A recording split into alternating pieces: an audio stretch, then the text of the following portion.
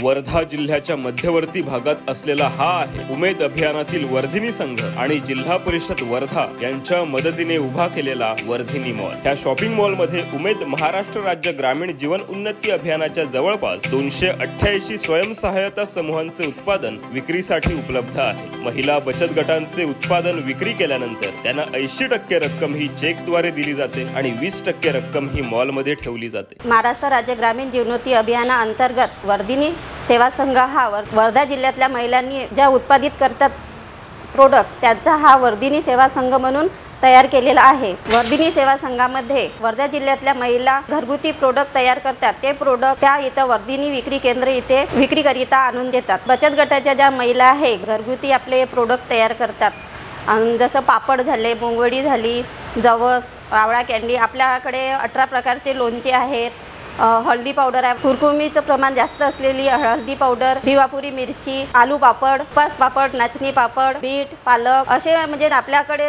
जवळपास 280 प्रोडक्ट्स विक्री करीत आहे। महिन्याला थोडाफार कमी जास्त 10,000 पर्यंत विक्री होतो। वर्धिनी सेवा संघाची मीटिंग 5 तारखेला असते। 5 तारखेला आम्ही त्यांचा जो सेल होतो त्या सेलमधून 20% कपात करून त्यांना चेकद्वारे आम्ही पेमेंट करतो। तसेच Amazonवर आमचे 54 प्रोडक्ट्स आहेत। त्याचप्रमाणे स्वतःची एक वर्धिनी.com म्हणून वेबसाईट पण तयार केलेली आहे। त्यावर आमचं आत्ता जस्ट म्हणजे सुरुवात आम्ही 2 ऑर्डर डिस्प्ले पण केलेला आहे, त्यांना डिस्पॅच झालेला आहे। वर्धिनी मॉल मधून ह्या महिला दरवर्षी 15 ते 20 लक्ष पर्यंत उत्पन्न कमावतात। उमेद आहे म्हणून आता महिलांची खूप प्रगती झालेली आहे। उमेद अभियानाने आम्हाला दिशा दाखवली, कारण आम्ही अनपढ महिला, पण त्यांनी सक्षम करून दाखवले की तुम्ही काय करू शकता, तुमच्यातले गुण काय आहे हे तुम्ही बघा। आणि आज महिला इतकी सक्षम झाली आहे की स्वतःचं प्रोडक्ट कसंही तयार केले तर ती कुठे रोडवरती उभी राहून विकायची तिची तयारी आहे। आता ती घाबरत नाही। उमेदनं महिलांना